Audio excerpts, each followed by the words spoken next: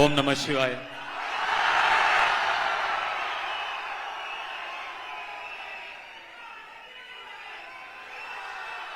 என்ன பாவா, நல்லா இருக்கீங்களா?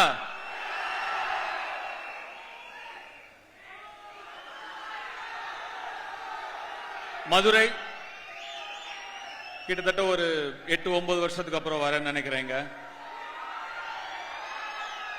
என் மனசுக்கு ரொம்பவும் நெருக்கமான ஒரு ஊரு. நிறைய காரணங்கள் இருக்கு. அதுல ரொம்ப முக்கியமான காரணத்தை நான் முதல்ல சொல்றேன்.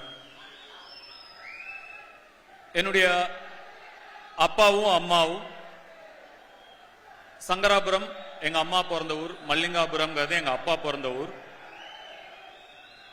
இந்த படத்துல வர மாதிரியே எங்க அப்பாவும் பொழப்பு தேடி சென்னைக்கு வருதுன்னு முடிவு பண்ணிட்டாரு. ஆனா சென்னைக்கு வர அவர்கிட்ட காசு இல்ல, பஸ்ஸுக்கு காசு இல்ல. அப்போ இங்க இருக்கிற ஒரு சொந்தக்காரங்க, மதுரையில இருக்கிற ஒரு சொந்தக்காரங்க வீட்டுக்கு வந்து பணம் வாங்கிட்டு, அதாவது மெட்ராஸுக்கு போக பஸ்ஸுக்கு பணம் வாங்கிட்டு மெட்ராஸுக்கு வரணும். ஆனா மதுரைக்கு வரவும் காசு இல்ல. அப்ப செல்வராகவன் சாருக்கு 4 வயசோ ஏதோ. எங்க அம்மா 3 மாசம் பிரெக்னண்டா இருக்காங்க. அவங்க ஊர்ல இருந்து மதுரைக்கு நடந்து வந்தாங்க. கிட்டத்தட்ட ஒரு 120 கிலோமீட்டர் இருக்கும்னு நினைக்கிறேன். 120-130 கிலோமீட்டர் இருக்கும்னு நினைக்கிறேன். நடந்தே வந்தாங்க அங்க இருந்து ஒரு சொந்தக்காரங்களை பார்க்க. அப்படி எங்க அப்பா பிரெக்னண்டா இருந்த எங்க அம்மா கால் கடுக்க நடந்து வந்து ஏறின மேடை தான் இந்த மேடை.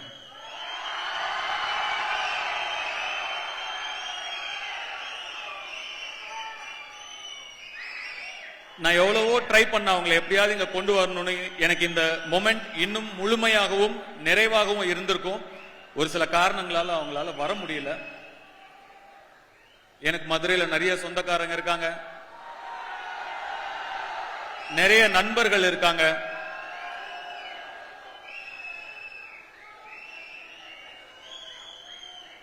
இங்க இருந்து அங்க இருந்து கை தட்டிட்டு விசில் அடிச்சிட்டு இருக்கிற நீங்கெல்லாம்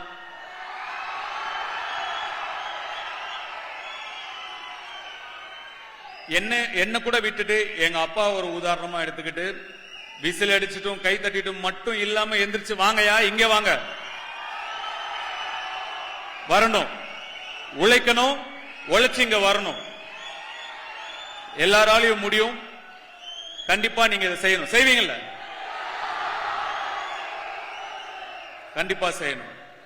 நான் மதுரையில கிட்டத்தட்ட ஒரு 200-300 நாள் இருந்தேன் ஆடுகளம் படத்தை நடிக்கிறதுக்காக. இந்த மதுரையில நான் ஓடாத தெரு கிடையாது, ஆடாத தெரு கிடையாது. திருப்பரங்குன்றத்தெல்லாம் கிட்டத்தட்ட 30 நாள் இருந்தேன் நானு. எனக்கு ரொம்ப ரொம்ப மனசுக்கு நெருக்கமான ஒரு அனுபவமா இருந்தது.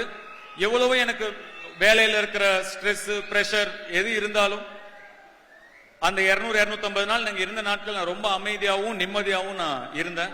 எனக்கு மனசுக்கு ரொம்ப நெருக்கமான நாட்கள் அந்த நாட்கள். என்ன நடு ரோட்ல இறக்கி விட்டுருவாங்க கொண்டு போய். அந்த பாட்டு ஒத்த சொல்லல அப்படியே கூட்டிட்டு போவாங்க. அப்படியே ஆட்டோல கூட்டிட்டு போய் அப்படியே என்னை இறக்கி விட்டுருவாங்க. இறக்கி விட்டுட்டு என்னை யாரும் அடையாளம் கண்டுபிடிக்கிறதுக்கு முன்னாடி நான் ஆடிடணும். அந்த லுங்கி அப்படி தூக்கி வச்சுட்டு இப்படியே ஆடிடணும். ஆனா கிட்டத்தட்ட ஒரு 5-6 நாள் வேற வேற இடத்துல வேற வேற இடங்கள்ல இறக்கி விட்டு நான் ஆடும் போதும் என்ன நிறைய பேர் அடையாளம் கண்டுபிடிக்கல. அப்ப எனக்கு அவ்வளவு சந்தோஷமா இருந்தது. இந்த ஊரோட ஆள் மாதிரி தான் நான் இருக்கேன். அதனாலதான் என்னை யாரும் அடையாளம் கண்டுபிடிக்கல. நான் இந்த மண்ணை சேர்ந்தவன் தான், இந்த ஊர் ஆள் மாதிரி தானே இருப்பேன்.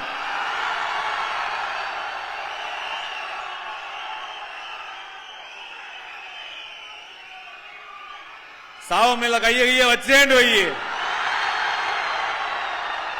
கொண்டே புருவேன். இங்க இருக்கிற ஒவ்வொரு சேவலும் பந்தயம் அடிக்கிற சேவல் தான். அந்த படம் ரிலீஸ் ஆகும்போது நிறைய படங்கள் சென்னையில ஃபர்ஸ்ட் டே ஃபர்ஸ்ட் ஷோ பார்ப்போம். ஷூட்டிங் இல்லைன்னா ஃபர்ஸ்ட் டே ஃபர்ஸ்ட் ஷோ போக முடியும், இல்லைன்னா அதுவும் முடியாது.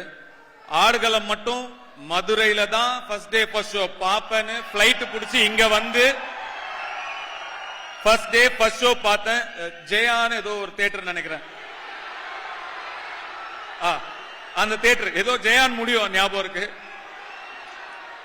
அங்கதான் பார்த்தேன். அந்த அனுபவத்தை என்னால மறக்கவே முடியாது. உங்களோட பார்த்த அந்த எனர்ஜி என்னால மறக்கவே முடியாது. ஒரு சின்ன சின்ன விஷயத்துக்கும் எனக்கே நிறைய விஷயங்கள் புரியல, அதெல்லாம் படம் பார்க்கும்போது நீங்க எப்படி ரியாக்ட் பண்ணீங்களோ அதை பார்த்து தான் எனக்கு புரிஞ்சுது. அந்த அனுபவத்தை என்னால மறக்கவே முடியாது. இந்த இட்லி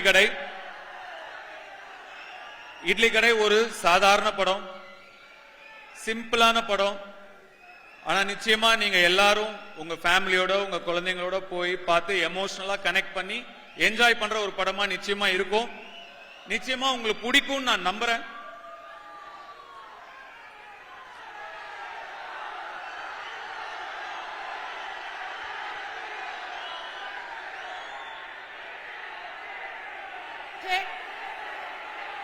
சார் ரொம்ப நேரமா நான் பேசுறது எனக்கு கேட்கல சார், அதனால ஹை டெசிபல்லே பேசிட்டு இருக்கேன். எனக்கு நீங்க என்ன கேக்குறீங்கன்னு சரியா புரியல.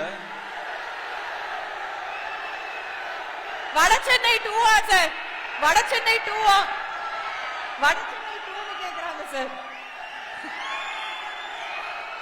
வடசென்னை 2 அடுத்த வருஷம் படப்பிடிப்பு ஆரம்பிக்கும், அதுக்கு அடுத்த வருஷம் ரிலீஸ் ஆகும். எண்ணம் போல் வாழ்க்கை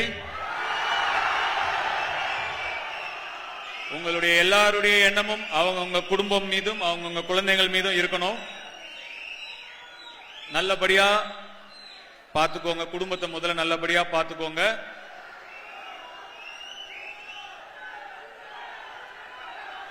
அக்டோபர் 1ஆம் தேதி திரையில சந்திப்போம்.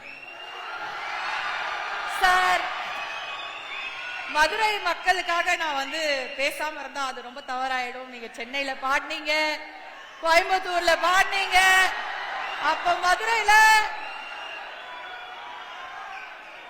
கேளுங்கப்பா, உனக்காக தானே பேசிட்டு இருக்கீங்க.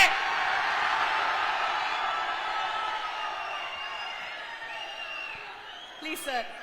கண்டிப்பா இந்த படத்துல ஒரு அழகான பாட்டு இருக்கு. ராஜு முருகன் ஜோக்கர் என்ற படம் எடுத்தார் இல்லையா, ராஜு முருகன் டைரக்டர், அவர் லிரிக்ஸ் எழுதினார் இந்த பாட்டுக்கு.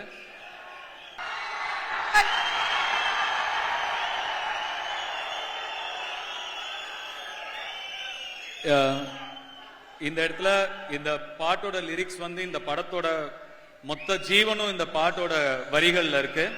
அதை எழுதி கொடுத்த ராஜமுருகன் சாருக்கு என்ன நன்றியை சொல்லிக்கிறேன். என்னை நம்பி நடிக்க வந்த என்னுடைய எல்லா கலைஞர்களுக்கும் நான் நன்றி சொல்லிக்கிறேன்.